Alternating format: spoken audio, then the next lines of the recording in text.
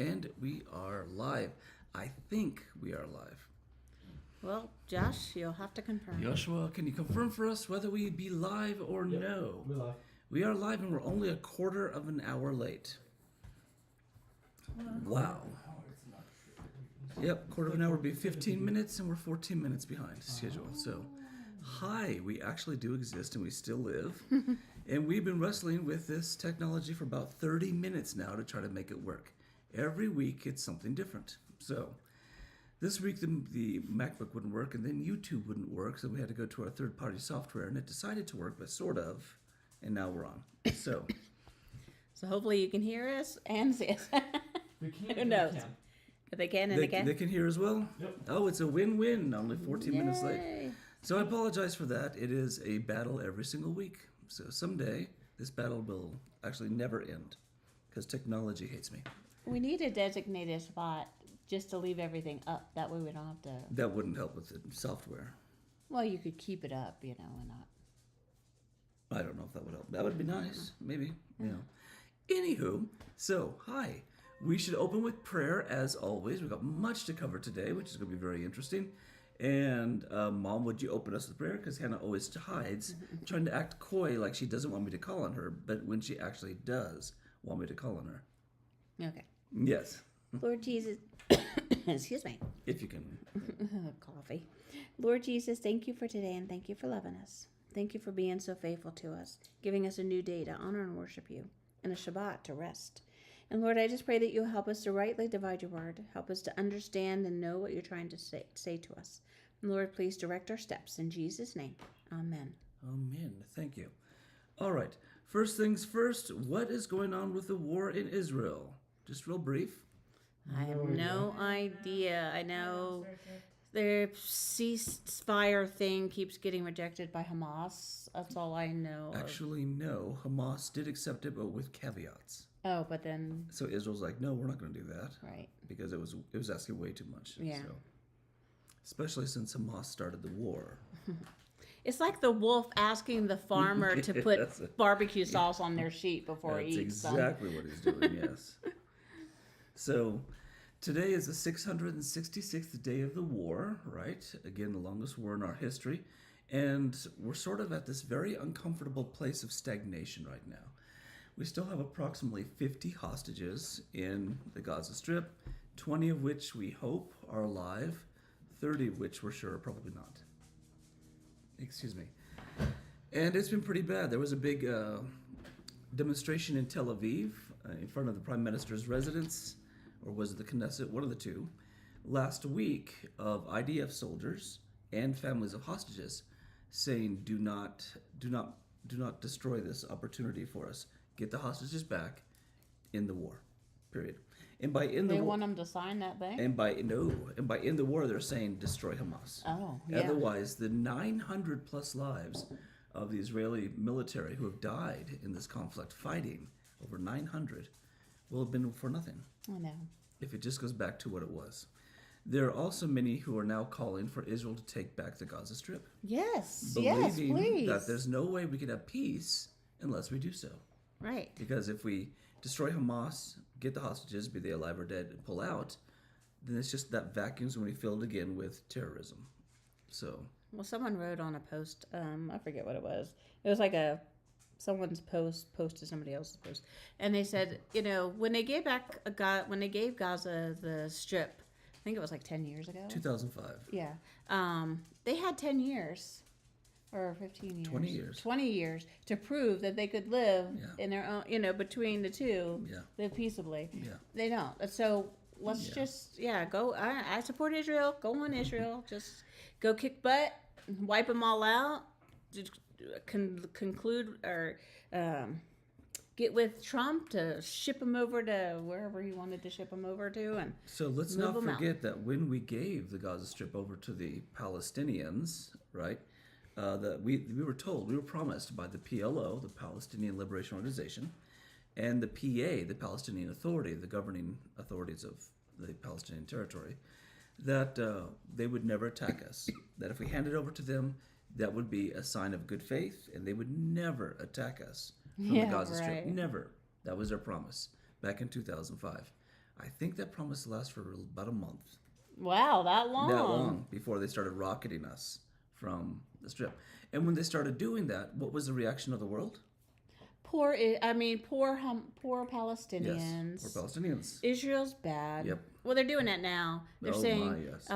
Israel is starving the people in Gaza, but that's a they're big giving old lie. food and aid and everything else. They even they built that ramp so that they could get aid in faster. And Hamas is the one who destroyed it. Yeah. And Hamas is the one who's intercepting the food and keeping it for themselves. And we actually have that on video time and time again with drone shots and shots of people who are in the Strip, that Hamas takes the food and then they sell it to the people or use it as a political thing to oppress the very people that we're trying to help. So, yeah, this is not a war that we started, okay? And I know everybody wants to point fingers. We were attacked. It has to be a war we end. It has to be a war that we end. Because there's just no way. I mean, they lie. And if their religion says it's okay to lie, then they're never going to tell the truth. Well, that's taqiyya, right? Right. In Arabic, that's the principle. So, it's okay to lie to the enemy. Right. So why even deal with it? It's like, putting the fox out in the same pen as your thing and then expecting the fox to behave itself. Yeah. Time and time again, it's going to eat you. And every time the fox eats a chicken, then you give the fox more money and more food and more land. And you put more chickens in. Exactly. And you say that this time it'll be different. Right, yeah. So a lot in the Israeli public, a lot of people are waking up and they're understanding that this is not working, that the status quo with which we've been wrestling since the Oslo Accords, right, in the 80s and 90s, it doesn't work. They want us to go in. They want us to kick us. They want us to take the land back. And don't listen to Trump. Don't listen to anybody else. You do what you need to do to preserve your nation, to preserve your freedom, just like Americans would do. There's no way we would listen to anybody else in the whole world. Right. We didn't in 9/11. You mean Americans? We wouldn't do that. Americans, no. No, yeah, that's true. So, yeah, it continues to be a challenge. Question: how is anti-Semitism globally going? Is it slowly coming back down to acceptable levels, because obviously the Gentiles believe there's an acceptable level of anti-Semitism, or does it continue to increase? It's never going to get back down, I think. Yeah, I agree. I don't think it'll ever be. I think people have been given permission to hate, and they're taking that and running with it. And so I don't think, I mean, we've always kind of been a nation that has that, given that permission, but I don't know anything that's happened this week, but I do know that it's not changed any. Actually, it continues to get slightly worse with every passing week. The New York Times this past week read an article about the famine in Gaza Strip, that Israel's deliberately starving the Palestinians in order to commit genocide. And on the cover of the magazine was this, very sad-looking Palestinian woman, and she was holding this incredibly emaciated, weak, thin child in her arms, and just the sadness. And in the background, the child's brother was standing there. And again, they read the headline, "Famine in Gaza." It turned out that the Palestinian woman was actually in the United States and had been flown over here with her child, who has a chronic medical condition. And her child's brother... I'm sorry for the child, but I know, it's very sad. Still. And the child's brother standing in the background was healthy, robust, and strong, as, by the way, was the mom. So the New York Times later then retracted their story and issued a correction on a social media platform website that only got about 90,000 views, as opposed to the New York Times itself that receives millions of views. So this is what we're up against. Well, this is what they do. They lie. Perversion, exactly. And that's fake news. Why do we even? I mean, we can't even trust the news sources. Yes, of course. And I feel bad for people who actually want to be journalists, because these people are giving. Journalism isn't about giving your opinion.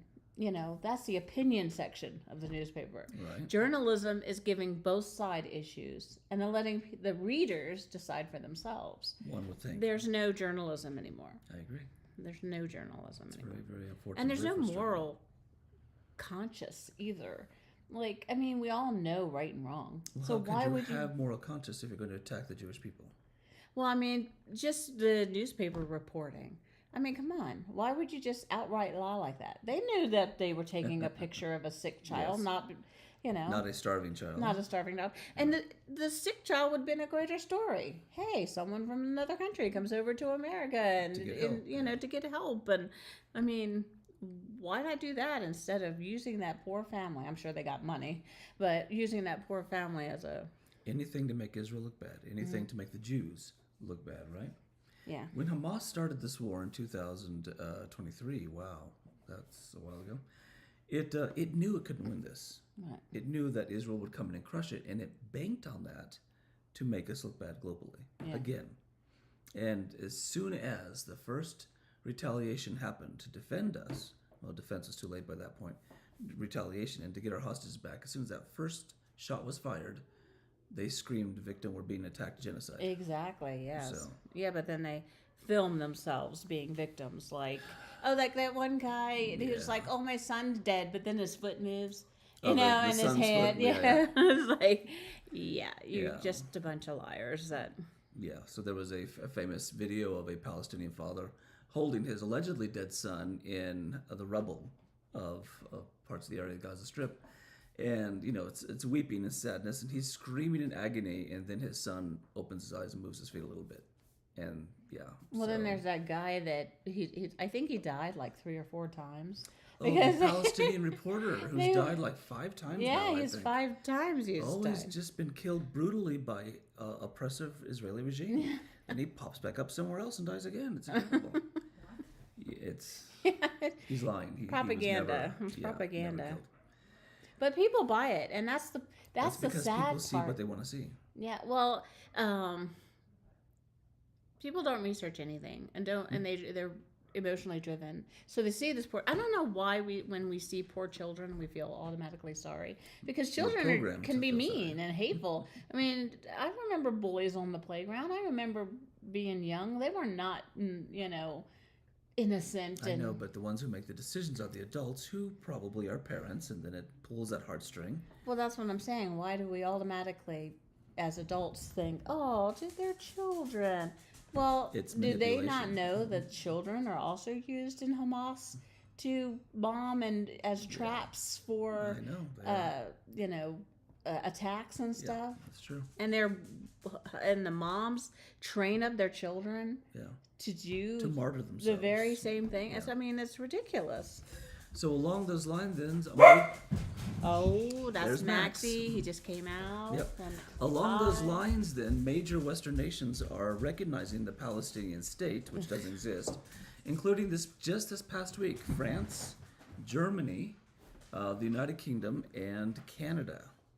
So, all of them have said, we recognize the Palestinian state. If we just give the Palestinians land, all the killing will stop. Israel, Israel, who stole their land, give them their land, this is the argument, and then there'll be peace and tranquility. Is that true? Is anybody having a flashback to the 80s? It's early 2000s. Joshua, why isn't that true? It's not about the land. Can you prove that? They themselves said it. Yeah. So... But that's what Gaza. That's what Gaza is. Yasser Arafat, all the leaders of the PLO, the PA, even Abbas, have all said repeatedly for decades, it's not about land. Mm-hmm. No, they'll demand land, and they'll scream and cry on the world stage. But remember, that's taqiyya, right? That's a lie to the enemy in order to come against the enemy. It's a Muslim principle. Look it up. So they'll lie through their teeth and scream and cry for land, but when offered it, they either take it and use it against us, or they refuse. And of course, we go back to the famous Camp David Accords, right, of 2001. Does anybody remember what happened? Or 2000, the year 2000. Does anybody remember what happened in Camp David in the United States with President Clinton at the time, and the leaders of Israel and the leader of Hamas, or Palestine? Same thing. I don't remember that. So at that time, Ehud Barak was the prime minister of Israel, and he was called to Camp David with Yasser Arafat, who was the leader of the Palestinian Liberation Organization, or PLO, and really the political leader of all Palestinians. And Clinton was like, essentially, I'm leaving, I want this legacy, let's have peace in the Middle East. So he turned to Ehud Barak, the leader of Israel, you need to surrender. You need to give up land, you need to have peace, and stop killing. So Ehud Barak said, okay, but we'll give up more land. We will give you all of the West Bank, all of Samaria, all of that area, right? It's yours. You can make your own country. We'll give you half of Jerusalem. We'll split the city right in half. You could have the eastern part, and that'll be yours. And he offered that. And that way you guys can stop attacking us and there'll be great peace. And this is what we're told is a Palestinian dream, right? Their own country, their own capital city, peace. They have their own. They're all. I know. Yeah. And what did Yasser Arafat say? No, He said no. Why? because it wasn't about that. He wanted not to about eliminate land. the Jews. He didn't Correct. want the. He wants every Jew dead, Yes, it's not about land, and that's not even just in Israel. That's all over the world. which we're seeing. It's not about land. It's never been about land, right?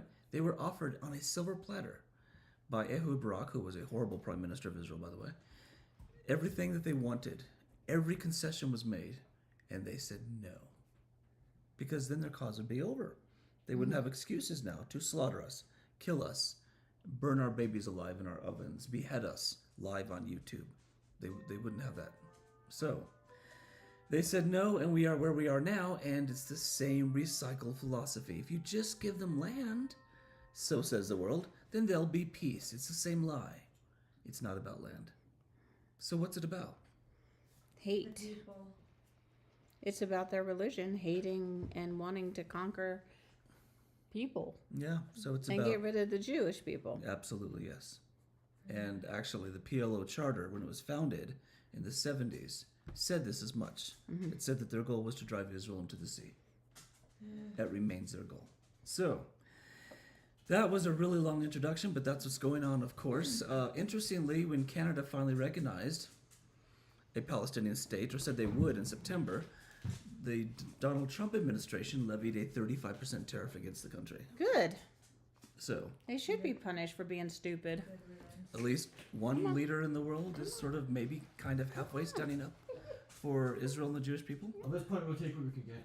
Yeah. Yeah, well, he better. So Well, Trump grows hot and cold, so I mean, let's not give him any credit yet, because oh, there's Max. there's Max. There's Max. Okay. Let's not give him any credit until he becomes fiery hot for No, Israel, we'll see. because he wavers there. There are other world leaders who are pro-Israel. I think the leader of Hungary has been very pro-Israel, and the leader of the Netherlands, ironically, has been very pro-Israel as well. So, I'm surprised Germany would recognize a Palestinian recognize state. because Yeah. I mean, I don't understand it. They're seeing the same history we are, Yeah. and yet we can come to the conclusion that they're never happy. They're like the spoiled child. Just eventually, you have to, like a child in the grocery store, you just walk away and let your child have its fit. That's what we need to do. Just walk away from the Palestinians, let them have their fits, take Their them and fits kill Jewish people. no, I mean like let them say, "Oh, we're the victim. We're the victim." Just what let they're them, saying now. just let them cry that, because eventually they're just going to realize nobody's listening to them anymore. Oh, They're but going to attack us no matter what we do. because going to yes, attack- exactly. so we because might as there well- is inherent anti-Semitism in pretty much every culture on earth, Mm-hmm. right? Which we're seeing come up now. Then it doesn't matter if you walk away or not. There'll be some excuse or another to hate on Jewish people. Mm-hmm. So Yeah, yeah. I thought we were starting World War III a month ago. Does anybody remember that? yeah. Yeah. Yes, when we bombed Iran to try to protect ourselves from their rapid nuclear Oh, weapon everyone thought that development. was World War III. Yeah. Blame the Jews. We started World War III. Nothing happened. It fizzled out, and nobody said, "Oh, sorry," for more Right. libel against the Jewish people. Well, I'm disappointed in the Republicans because Marjorie Green Taylor, Marjorie whatever her Taylor name Greene. is, it's like, "Oh, Gaza's the kids are starving in Gaza," and it's like, really, they get more intel than we get, and she believe in this junk. There is starvation in Gaza, brought Oh, on no. not by the Jewish people, brought on because Hamas keeps taking the food and controlling its distribution once it passes the border from Rafah, from Egypt, and from other areas. I have a solution. if they don't want to starve or be under the oppressive reign of Hamas, why don't they just go to Israel and say, hey, we will live amongst you peacefully, become an Israeli citizen, Because and we be fell on our happy? ones. Like we've they been offered trying in that for 48 and years, exactly. 52 and 65 and 67. 72 and 88 and 99 and 2000. Tell us how you really feel. Well, I mean, it's like keeping yourself in a situation where you don't have to be in. So the they're not victims if they have a way out, Fair. because if you're in, like, if you have a job offer and you don't accept that job, but yet you complain about being poor, Right. the problem is you. It's not that you don't have that opportunity to change. So No. We need to kill ourselves as Jewish people globally, and then that'll make the Palestinians happy. So, yeah. we could do this all day long, so I know. we might as well It's move on very to our. It's very frustrating, but that's It what's is. going on in the Middle East right now and globally. So interesting. If you're following the weekly parashah, the weekly Torah readings, today is actually the beginning of Devarim. Devarim, which is what? Deuteronomy. Deuteronomy, correct. And it starts, of course, with Deuteronomy chapter 1, verse 1. It goes to chapter 3, verse 22.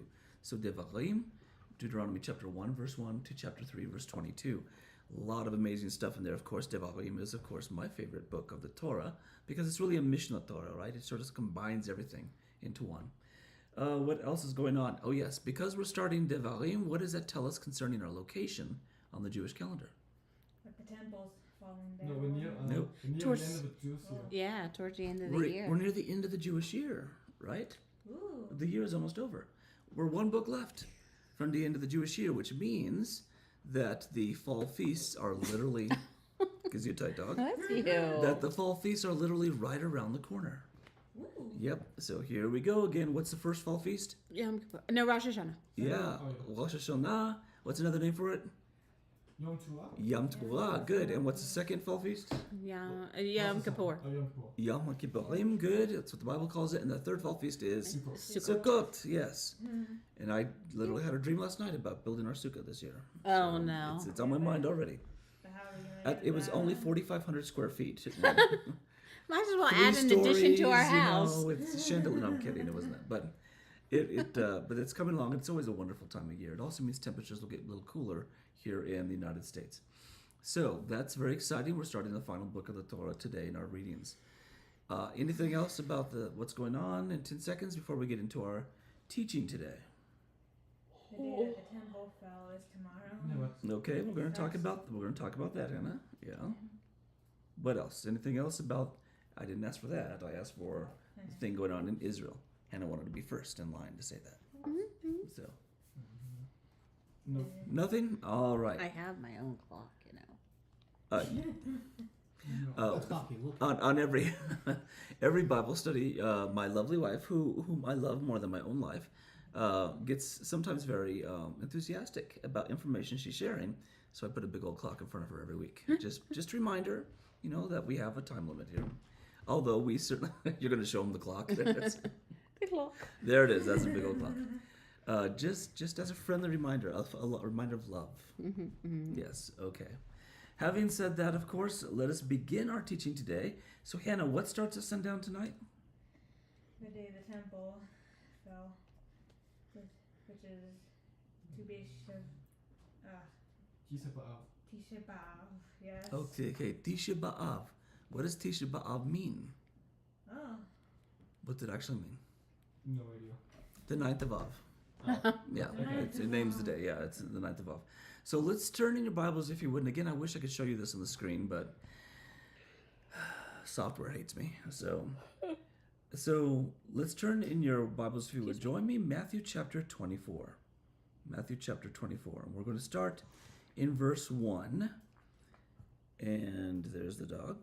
We're going to start in verse 1. And if someone would like to start reading just the first few verses, I'll tell you when to stop. I can read. Make it nice and loud, Joshua. Then Jesus went out and departed from the temple, and his disciples came up to some of the buildings of the temple. And Jesus said to them, Do you not see all these things? Assuredly I say to you, not one stone shall be left here upon another, or shall not be thrown down. Now as he sat on the Mount of Olives, the disciples came to him privately, saying, Tell us when will these things be? And And what will be the sign of your coming and the end of the age? And Jesus answered and said to them, take heed that no one deceives you. For many will come in my name, saying, I am the Christ, and many will deceive many. And you will hear of wars and rumors of wars. So that see that you are not troubled, for all these things must come to pass, for the end is not yet. For nation will not rise against nation, and kingdom against kingdom. There will be famines, pestilences, and earthquakes in various places. All these are the beginnings of sorrows. Okay, thank you. This is, of course, the famous Olivet prophecy, which Yeshua gave on the Mount of Olives, right? And it's recorded in Matthew 24, it's in Luke 21, it's in Mark 14, I believe. And all pretty much saying the same thing. Someone give me a bit of a background. What are they looking at, and why is it pertinent when talking about this prophecy?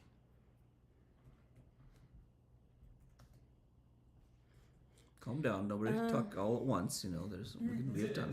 Is it about Daniel? Because I think Daniel said the Messiah would come before the temple was destroyed. Okay, actually, yeah, Daniel did prophesy that the Messiah would come at a certain time when the temple was there. Yes, which was an interesting prophecy because when Daniel wrote that, there was no temple, right? It was during the Babylonian exile.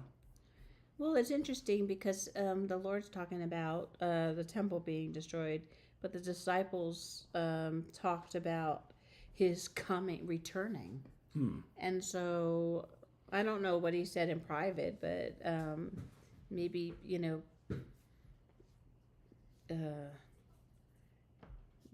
the confirmation that he is going to come back again. Okay. So there were a couple of questions asked, right? One of them was, of course, when will this thing be? Well, when will what thing be? What were they asking about? Destruction of the temple. The destruction of the temple. So here is an artist's rendition of the Temple of Herod. It was the largest man-made object. Whoa! Oh my gosh. Technology hates me.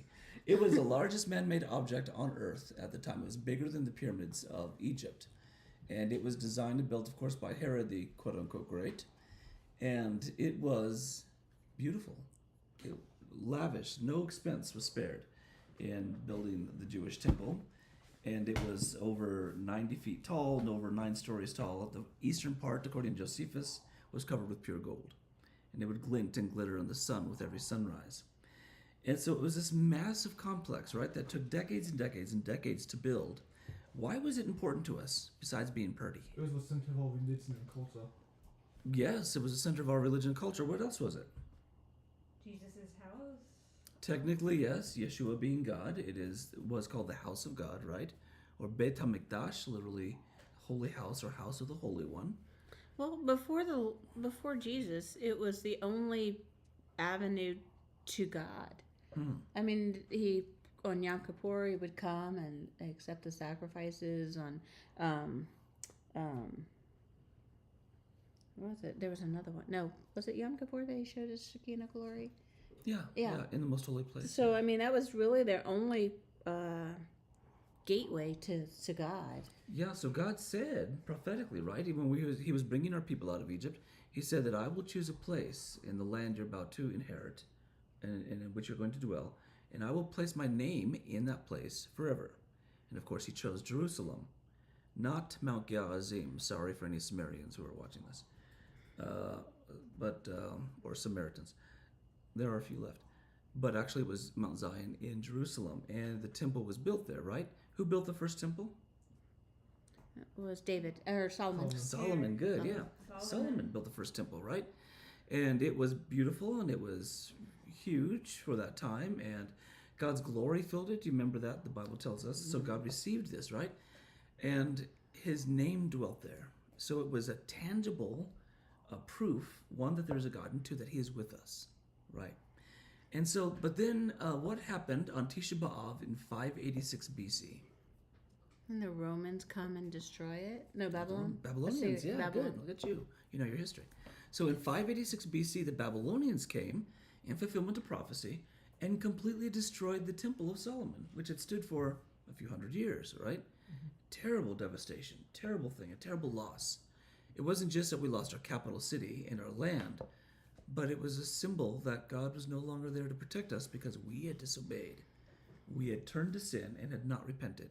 So God had removed his protection from us. How long were we in the Babylonian exile? 70 years. 70 years, well done. We came back based on the edict of whom? Cyrus. Cyrus, well done. And we started to rebuild a temple again. Yay. What was the name of this second temple? Zerubbabel, right. And that was one of the, really motivated leaders that came back from the Galut, from the dispersion in Babylon. And he was like, hey, we need to do this. This was the time of Ezra and Nehemiah. Israel was rededicated to God. Eventually the temple was rebuilt. It was smaller than Solomon's, but it was something. And they read the Torah there in the temple courts, and it was, it was a fresh start. Then what happened? It got torn down again. No, not yet. Oh, no. It was Herod wrong. came and built over it. Okay, so who was Herod? He was a false non-Jewish king. Of He Israel. was the one that the in people fulfillment to the asked. prophecy of Genesis, right? Prophecied. He was the one that the people were crying, "Wah, give us a king, give us a king." No, And- that was Saul. That was oh, Saul. never mind. Although you sounded like Borat there for a second. We Wow, need a very king. nice. We need a We king. need a Very king. nice We king. need a king. Yes. I don't recommend the movie. It's hilarious, but Oh, it's it's not appropriate awful. for families. So Herod was our first non-Jewish king. He was appointed by the Romans. Why were the Romans in charge of our kings and our government? We asked them. We asked them. Why did we ask the Romans to come in and essentially take over? We'll talk about that in Hanukkah. Well, we So were. it is tied to the Hanukkah story. We yes. were in need of help from, I think, the Assyrians or somebody else. No, so And Antiochus then- IV came down, right? Yeah. And he attacked us, so we Right. beat him back. And then the Maccabean family that beat him back became a dynasty called the Hasmoneans. And they came to power, right? They were like, yay, we're in power. And as Jews always do, and I can say this because I is one, they started arguing amongst themselves. Argue, complain. It got to the point of almost a civil war. Oh my! So finally, the Hasmonean leaders turned to Rome and said, we need your help. We're falling apart. Could you come in and maybe come on my side, dear ally Rome, and help me against my enemies who are my own brothers in the land of Israel? And Rome said, sure, we'll come in and help you. And they came in, they swooped in, and they took over. And the Hasmoneans lost their power. Everyone lost their power. The Romans set up puppet government and a puppet king, Herod the Great. And Herod the Great did what to Zerubbabel's temple? He built around it. Yeah, so he built this shell around, right, this shell around Zerubbabel's temple, built it up, built a roof, tore down Zerubbabel's temple on the inside, and then built the inside of a new temple. That's called Herod's temple. And that picture I showed you was Herod's temple.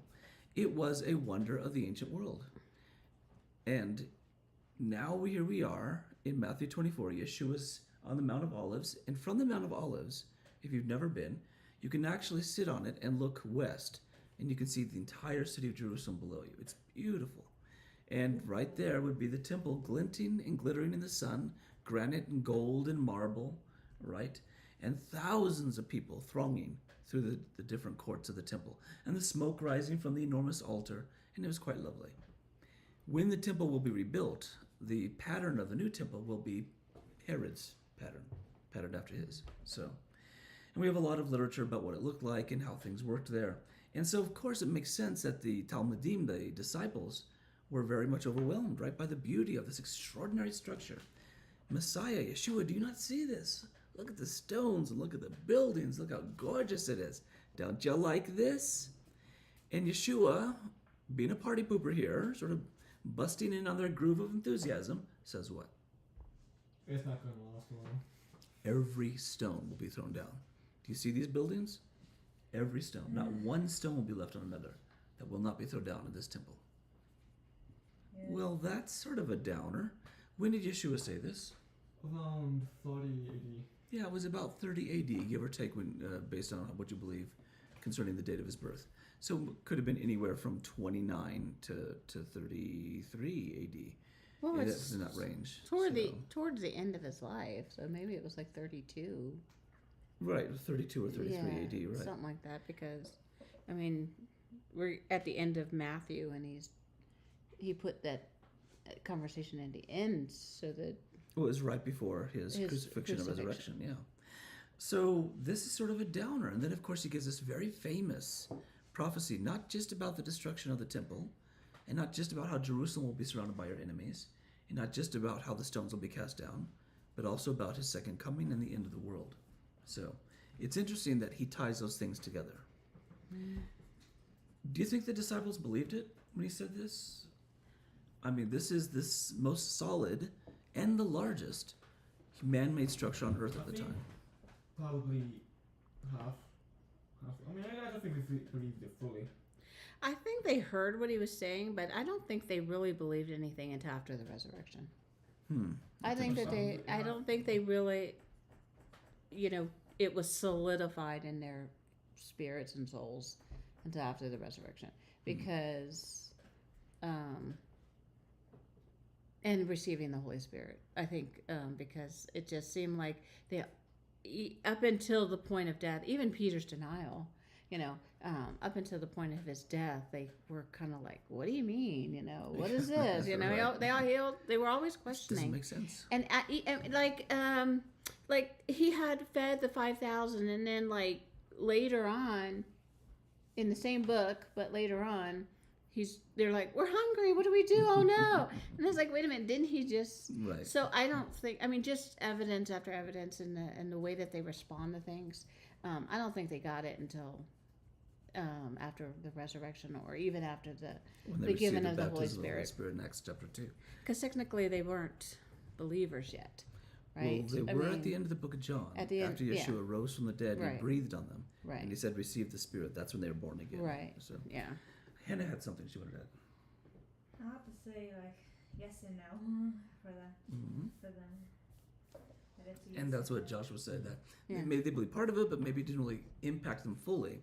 But after the resurrection, after the proof of his deity, right, his divinity, that he is God, defied death, and then the giving of the Holy Spirit, they would think back on this, I'm sure, and be like, oh my gosh, this beautiful temple, which is the core of our identity as a Jewish people, right? This is the dwelling place of God, and God created our identity. He created us as a people. It's where our law is kept. It was also, by the way, the National Archives of Israel. All of our genealogies were there. All of the records of our history were there. Everything was stored in the temple. And it was big enough. You could do this. It's going to be gone. I can't even imagine that. I would imagine they said in their heads. But it's going to be gone. Now, if I was a Pharisee and Sadducee and I heard that, Yeah. and then I saw him die and rise again, Right. I would be like, we need to make copies. Start copying everything. Right? We need to make copies of our documents, because this man, I mean, Proved who he is. proved who he was, rose from the ground. I saw with my own eyes. Right. You think that Especially Paul. You Excuse think Paul would have been like, it's time to duplicate. Well, Paul was Get busy that trying to Xerox spread the machine gospel. out.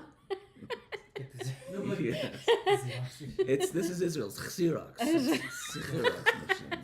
You would think someone would try to say something, right? Nicodemus. You would think. You would think. Well, maybe they did. And maybe that's part of what helped motivate the Essenes, who made so many copies of so many scrolls that they did. I don't know. We have found remnants of very, very early New Testament manuscripts in the Essene area where the Dead Sea Scrolls are. But to lose So- the name. I know. To You lose think the everyone would name. want to say, gosh. right? I mean, you Right? think that you would pass that on to somebody, you know, or at least, okay, I'm So sending can you you. tell them what you're talking about here? So, Oh, right. The pronunciation. Well, you know, back in the time of Yeshua, they used to know how to pronounce Yod He Vav He. And so when the temple got destroyed, oh, I'm sorry. We can only hear one at a time. We tried this before, and we can't have multiple talking. So, let's go ahead again. I'm sorry. back in the time when before the temple was destroyed, they used to know the correct pronunciation of Yod He Vav He. So, what's Yod He Vav He? It's the name of God. Okay, so this is The Tetragrammaton. yeah, it's called the Something like that? Tetragrammaton, excuse me. And this is God's name in Hebrew. Mm-hmm. Yod He Vav He, read from right to left. And God said in the Torah, right, in the book of Exodus and Shemot, that this is His name forever. Right. This is His name. So what you're sitting here and telling me is that the early century Jews recorded accurately every event that happened, every piece of information, except that one? Nah, that sounds fishy, bro. Well, actually, they didn't Well- record accurately every event that happened, right? There are many events that were left out historically. So, keep But going. then, but when the temple was destroyed, also not just the temple, but they killed all the priests, if I remember correctly. Yeah, it was a slaughter. And because they killed all the priests at the time, The priestly priests? the priestly priests, Yes. they lost the They lost the name, and so Okay. now it's either Hashem or Adonai, Adonai, or yeah. something. So this pronunciation of God's name was well known in the first century, but it wouldn't be used in common vernacular, not respectfully. There is a mitzvah, right, among the Ten Commandments, you shall not take the name of the Lord your God in vain. So that was sort of emphasized and overemphasized to the point where by the time the first century rolled around, you didn't really say God's holy name in everyday conversation. It would be used during worship.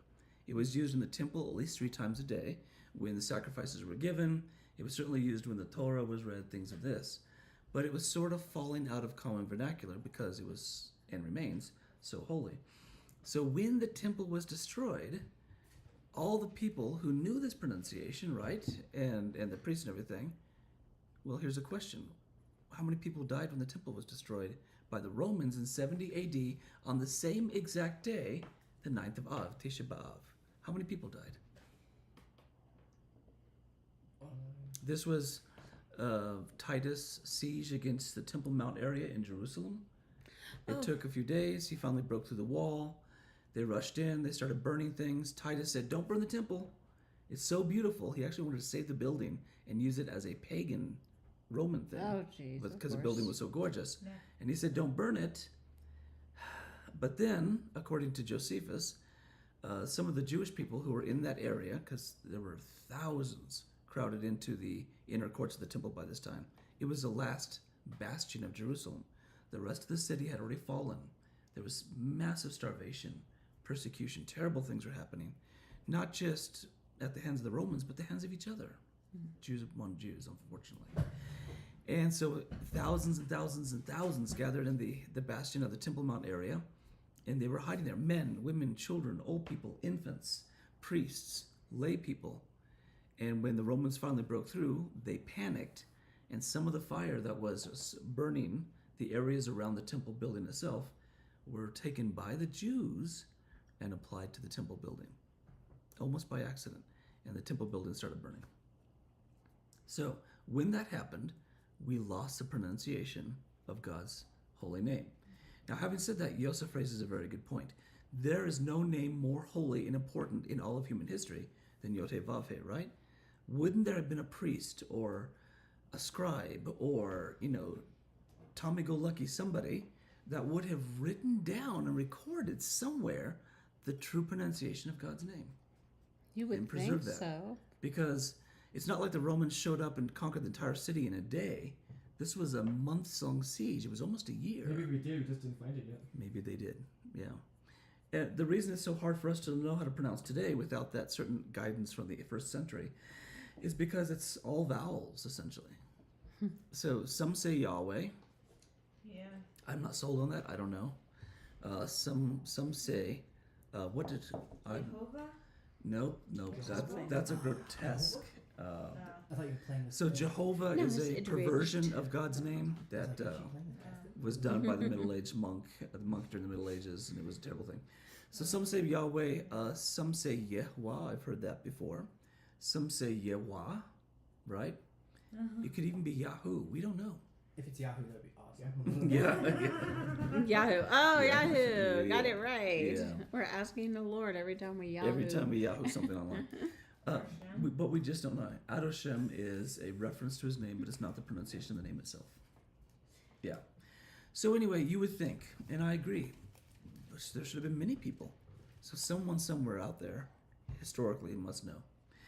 Dr. Petrovich, who has multiple PhDs in Egyptology and Semitic languages, just says "He who is," because that would be the translation of God's name in English, the self-existent and eternal one, He who is.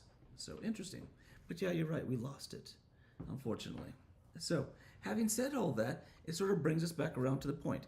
Both temples, both Solomon's temple and Herod's temple, were destroyed, one in 586 BC, the other one in 70 AD, on the 9th of Av. Hannah has an issue. Question, yes. Oh, off you go. on the 9th of Av, right? Mm-hmm. So, incredible coincidence. Even Josephus points this out in his writings. And who was Josephus, by the way, for people who might not know? All the Jewish Historian. Yeah, he was a historian. He was Jewish. He lived to actually witness the fall of Herod's temple. Some Jews at the time considered him a traitor. Why is that? He got Roman citizenship. Right? Yeah, he was on the side of the Romans. He wasn't fighting for the Romans. He was just with the Romans, and he did actually serve in Galilee, fighting against them. And then Galilee fell to Rome, and they swooped down towards Jerusalem. And he was like, "Yeah, no, I'm not going to do this. I know where this is headed." So he backed off, and he recorded everything. Well, Paul was a Roman citizen too. Paul was a Roman citizen. Paul was So, dead at I that mean- point. They won't have war with Rome. No, what I'm think saying, the it Romans wasn't never had unusual some. for No, it's not. people to be considered Roman Yeah, because sure. Yeah, but it's if you're born in that. Yeah, some say he was just a traitor. Oh. So here's a question. Why is the destruction of the temple mentioned nowhere in the New Testament? Because it was written before that. The New Testament was written before the fall of the temple. The temple, again, was literally the fulcrum of our identity, of our world. It was everything. In fact, 3 times a year, all Jewish men above the age of 20 and older, had to go to the temple, right? During those pilgrimage feasts. God made sure, based on the laws of the Torah, that the temple where his presence would be forever was it. It was the center. It was the bullseye. So when we lost it, that certainly would have been mentioned in the writings of the New Testament. It is not. But Because the New Testament is written before 70 AD. But this gives greater weight to what Jesus is saying because if I was Jewish back then, or lived back then, and was listening to this, I'd be like, then how are we going to have communication with God? Yes. And how are we exactly, going to be able to sacrifice? Because I mean, he's not just talking to the disciples, he was talking to anybody else that was listening. Of course. And of course, we know the Pharisees and Sadducees were in the audience because they always were following him around trying And to there were find some ways who were to kill him. believers, right? We think of Right. Nicodemus. And, So my thing is, he's warning them. He's saying, he's reaffirming the fact that he is going to be the way, the truth, and the life. And He is. once that temple is gone, all you have is me. And it would be, I mean, I just don't understand how they not connected the two, mean, unless it's it's such time a- bias type Maybe. thing, where, oh, that's 70 years from now, or Or maybe that that's- 200 years from now, or that- 1,000 years from now. yeah, Who exactly. knows? So I don't have to worry about that. But it would kind of make you think. And then on top of that, when he died and rose again, wouldn't that solidify? Oh, well, again, You you've know, already made this point. No, but I yeah. know, but I mean, but just added weight to the fact that, wait a minute, if he died and rose again, and he said he would do that, but then he said the temple, I need to get my house in order. And you raise a very good point. It threw everything into disarray, right? Yeah. We were scattered, not just as Messianic Jews who believe in Yeshua, all over the known world. As a nation, we were scattered, right? Some stayed in the land of Israel. They hid, right? Jerusalem got conquered by Rome. It became a Roman city, Aelina Capitolina, which was named after one of their false gods because they were trying to drive the course. Jews out, right? And you weren't allowed to be Jewish and be in Jerusalem at Right. the time. So we stayed a little bit in the land here and there. Did a lot in Galilee. Went to Tiberias in Galilee. Stayed there a while, and it scattered some other areas. But en masse, generally speaking, the Jewish people were driven from the land of Israel, and we went everywhere. I mean, take your pick. We were everywhere, and some of us are still scattered today. How many people died at the fall of Jerusalem? According to Josephus and some other estimates from historians, it could have been upwards of 1.5 million Jews died during the fall of Jerusalem.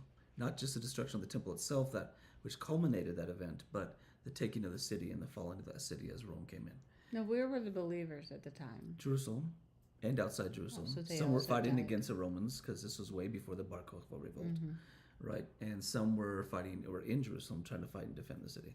So terrible, terrible, terrible thing. But it's interesting that they both happened on Tisha B'Av, right? The 9th of the Jewish month of Av. Today is the 8th of Av. So ever since then, ever since the temple was destroyed, the second one, and all throughout the development of Rabbinic Judaism and then Rabbinic tradition and then the falling away of that because it's death, and even for Messianic Jews, the 9th of Av, Tisha B'Av, which starts tonight at sundown, has been a day of mourning and sadness and fasting. Why? Remembrance of the temple. We remember the destruction of our temple because it was much more than just a building. It was the fulcrum of our identity. And I agree with you. Yeshua essentially was saying that I am your identity now. I've always been your identity. Right. Because I have been the God who's been in the temple. And I am the God who gave you the Torah. But it's still sort of a point of sadness for us, even for Messianic Jews. Which brings me to my next question. As believers in Yeshua, should Tisha B'Av have any significance for us? Or should we go out and get pizza tomorrow? Yes. And Josh was like, pizza. You don't have to be happy eating pizza. Mm-mm. I Eating think pizza is a pretty happy thing. Yeah. I think that we should mourn the fact mostly that they didn't get it. What do you mean? They didn't, because ever since the fall of the temple, they mourned an object, but the point of the I don't object think it's was just to lead them to God. Yeah, so we're not just mourning a building, right? No, I mean, but they don't have Messiah, so that it's an empty mourning. Well, it's, that begs the question then: why was the temple destroyed? well, God said it would be, Well, so yes, God's but- word has to be fulfilled. Sure, but why? Well, I think that they rebelled against God and they didn't accept Jesus. Can you prove it? Well, no. I mean, I could just go by, well, in all of the Old Testament, he tells them, if you obey me, I will. Oh, Luke 19:44. Luke 19:44. What does it say in Luke 19:44? I She just did. That was snapped that out. amazing. What does Luke 19:44 say? And this is very pertinent. Well, I mean, even to go back in the Old Testament, he said, he says, if you obey me, I will bless you, and if you curse me, I will curse you. Yeah. Okay. But then he adds 19:44. So it starts in. which Well, is- the whole chapter is amazing, of course, as always. But Luke 19 verse 43 is where it starts. And do you want to read that for us? Sure. The days will come upon you when your enemies will build an embankment against you and encircle you and hem you in on every side. Who's talking? This is Peter? Paul? Luke? That is. This is Someone? Yeshua. Oh. Jesus is talking. Yes. You'll get there eventually. I believe in you. So, Oh, okay. All right. so Yeshua's talking, right? Oh, And right, To whom is he okay. speaking? He's talking to the Pharisees, I believe. Because he says, teacher, rebuke your disciples. I tell you. Okay, so reply. there's a crowd there again, right? There's Pharisees, there are disciples, there are just people listening. Oh, is this the and- Mount of Olives? And he's giving this, no, oh. and he's giving this prophecy, right? And keep going then. And it's Okay. 43, 44. If. Hold on. And I'm sorry, Oh. one more question. And he says, for the days will come upon you when your enemies will throw up a barricade against you and surround you and hem you in on every side. Who's you in this? The Jewish people. Jerusalem. Oh, Jerusalem. Oh, okay. Jerusalem. And He's they will. actually in the Temple Mount area when he says this. Oh, okay. Yeah.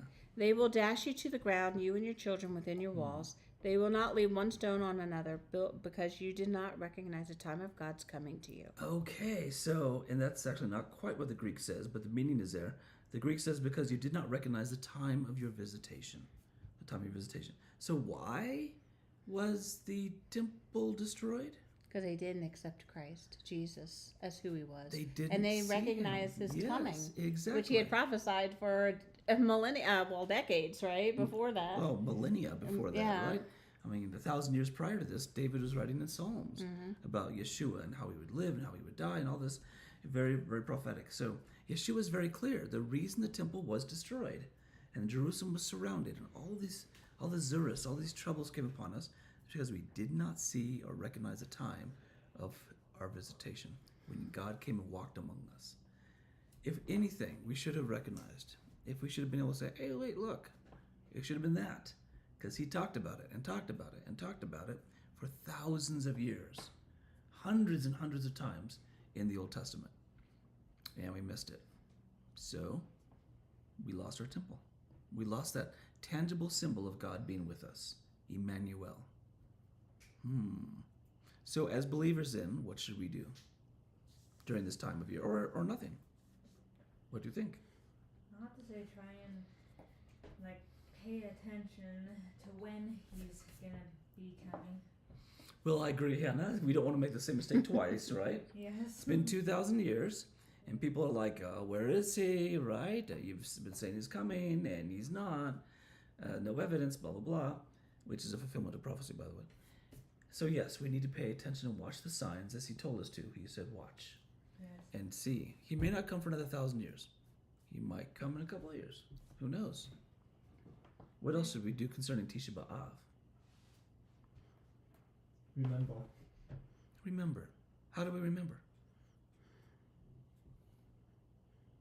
We'll talk about it. I mean, we talked about it. So right now we're starting to remember, right? Right. We're remembering this terrible cost that has come upon our people over and over again because of our disobedience and our blindness spiritually.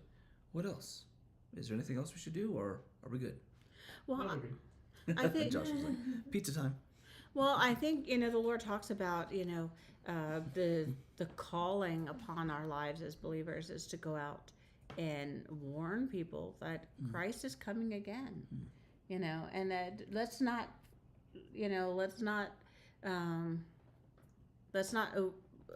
forget. Let's not see it this time.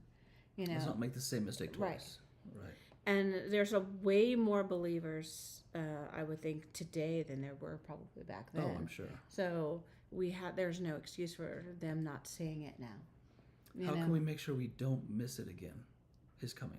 Well, it's like the parable of the virgins. We keep our oil lit.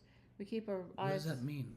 Well, it means that we would know the scriptures and we see the seasons and the times, and he's given us clues, as to when he's coming back. The minute the temple starts to get rebuilt, That's a pretty powerful sign. pretty big clue. Yeah. But I don't think that we're supposed to we're supposed to live every day as if he's coming back. Sure. I think so. Every day should be a day of okay, he may come back tonight, so let's do what we need to do. Which raises my question then: should Tisha B'Av be a different day than any other day in the life of a believer, especially a Jewish believer? No, I think we should be the same every day. I disagree. Well, Am I wrong? Yeah. And I appreciate your opinion. I do. I think you're wrong because every day, we've only given today, Right. So if we celebrate, if we take just this one day every year, we don't know if we'll make it. So every day, I don't know what you mean by take this one day here. What do you mean? if we just use this one day to do something different, it should be every day we do something different. Should we do anything different on Passover? No. Well, we could. I mean, doesn't God command us to do something different on Passover? yeah. So there are times and seasons and days that are supposed to be different than other days. Well, no, what I'm saying, okay, my question to you is what do you mean by doing something different? There's that truly goes to the heart of the question, right? It is obviously it's a historically difficult time for our people, Tisha B'Av, right? It's very difficult because we're mourning not just the loss of our temple, but all the other things that happened on this day. It's quite remarkable. It's almost become like a historic pit for us. For example, it was on Tisha B'Av that the Jews of Spain were driven out of Spain on that day, and I think they picked it on purpose, just to sort of drive that knife home into our hearts. So by making this day different, I guess I'm asking the question, should we go along with tradition, for example, of fasting on this day, right? Doing so remembering the loss of our temple and praying for its restoration. There are some Jews who go to synagogue on this day. Not that we have a synagogue around, really. Here in northern Colorado, it's very isolated up here. And they sit on the floor or sit on low stools and do a time of a special service and mourning. Usually the Book of Lamentations is read on Tisha B'Av because that was written during the destruction of the temple by Jeremiah. And it's very sad and very dark and very, like, oh my gosh, this is a terrible thing that's happening to us. Should we do that, or should we observe it at all as Messianic Jews? I think we shouldn't do that. Okay. Because we're now the living temples. God lives within us now. And Interesting. even when the temple gets rebuilt, it's not going to be the same because salvation has already come. We no longer, of course we'll have Thanksgiving sacrifices and stuff, but we no longer need it to be our mode of relationship with God.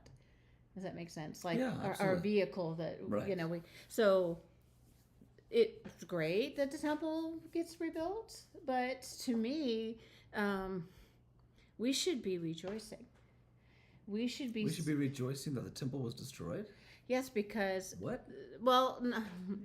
well, yes and no. What? Yes, because it shows the Died. it proves the deity of Christ, because God prophesied Well, it yes, 70 years Proves- before. Right. So Well, he prophesied about 40 years. 40 before, years. yeah. So if anyone should say, well, Jesus wasn't this, well, how did he prophesy the temple Exactly. being rebuilt? He wasn't even alive. I mean, he was alive, but he was in heaven back I then. mean, being destroyed. Yeah, being destroyed. So in a way, it does, and it gave them 40 years to prepare and to seek True. his face, and True. so and there then were it signs. just also reinforces the Old Testament, where he says, if you're obedient to me, then I will bless you. Deuteronomy 28. Right, exactly. So it just But ties you want to in. celebrate the destruction of our temple? Well, not celebrate. That's what you said. I don't think we should celebrate the destruction of temple. I don't The think. death of tens of thousands of people, plus the 1.5 million who died before that.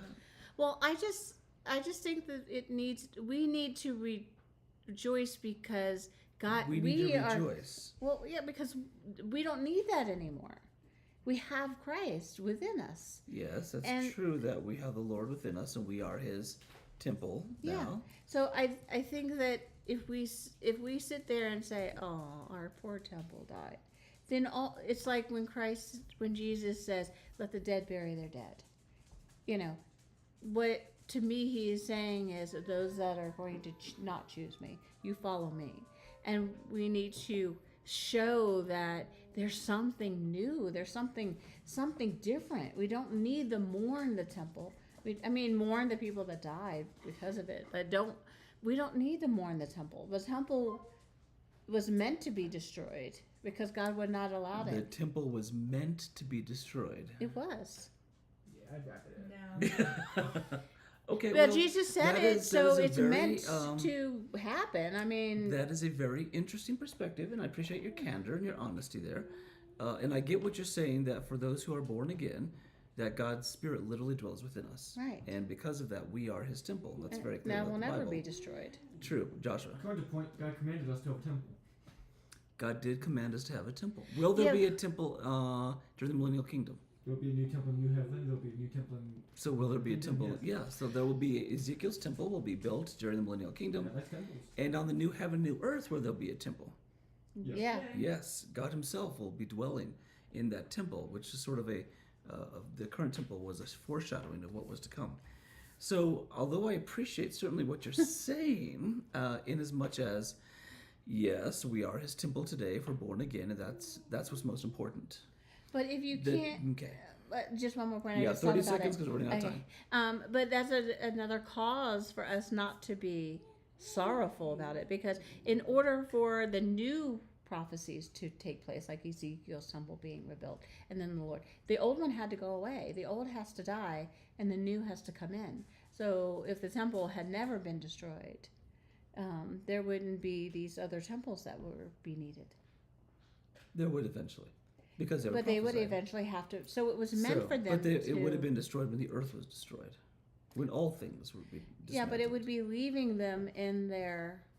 It would be leaving them with in their own stupor. Okay, 30 seconds is up.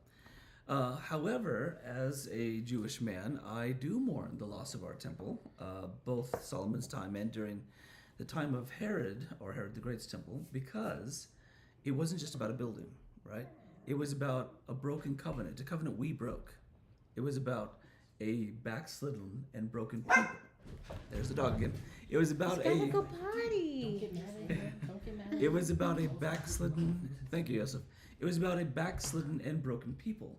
It was about missing the time of our visitation, which is very, very sad. And Yeshua here in Luke 19 ties those two together. And it was about the loss of our national identity, something we've been trying to get back ever since, which you can only have in Yeshua, absolutely. But Yeshua himself said of the temple, during which he was alive physically on earth, that this was his house. So even God himself acknowledged this building as special. So yes, to me it's very sad that it was destroyed. our fault. Can't blame anybody else. God's very clear, and history's clear. It was our fault, and it'll be built again one day. And I agree with you. The new one that will be built will not be a place of holiness. It'll be used for very dark purposes in prophecy. It'll still be sort of cool to see it built historically, if nothing else. And there will be another temple during the Millennial Kingdom, another one in New Heaven, New Earth. But this is still a point of sadness, I think, for me personally. Not belittling the reality that we are His walking temple today if we're born again, but the fact that it represents so much that we've lost as a people. So I don't mourn the loss of the building as much as I mourn what it means and the loss it meant to us, that we once again broke our covenant with God. I don't know. And I'm sorry, we're way over. So 10 seconds? Can you say it in 10 seconds? I don't know. Fair. I don't know if the word lost is right. I think given away is right. You think we've sold our birthright? I think so, because he Yeah, I think he spent 3 years warning them. Yep. He That's true. spent, even after those 3 years, he resurrected and he died, resurrected, and then he left, but he sent his disciples. Yep. And so to say they lost their heritage, no, they just didn't accept their heritage. Their heritage wasn't just the temple, I or agree. wasn't just the Old But the Testament. temple It was was the new covenant. But the temple was the pivot, even of that new covenant. But not anymore.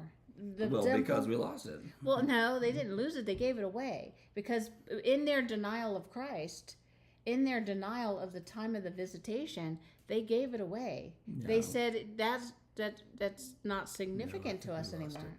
There were many You messianic. can't lose something that's right there in front of you. You can No. use something that's right there in front of you. No. There were many messianic Jews who were there when the temple fell, who fought valiantly to try to defend her, even though they were born again and their bodies were God's temple.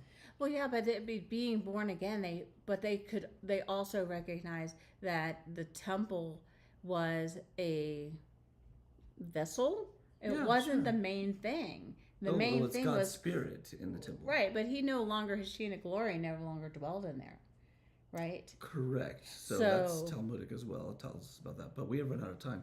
So we'll have to agree to disagree on our perspectives Okay, here. yes. Meanwhile, thank you so much for joining us. Sorry we were late with our software problem again. And sorry we went a little long this week. But interesting thing to think about. So Tisha B'Av starts tonight at sundown and ends tomorrow night at sundown. So pray for Israel during this time. Pray for the Jewish people. Pray for my people. And pray that we would come to a saving knowledge of who Yeshua is. And that way we would be his living temples. Right? And look forward to the time, not only when the temple is reestablished on earth, but in the new temple to come, in the age to come. Meanwhile, we say Shabbat Shalom, of course, which means what? Peaceful rest. Peaceful rest to you all, and Shavua Tov, which means Have a good week. have a good week. So I pray that Hashem, that the Lord gives you all a good week. I pray He does the same to you. And as always, please don't forget to pray for the peace of Jerusalem.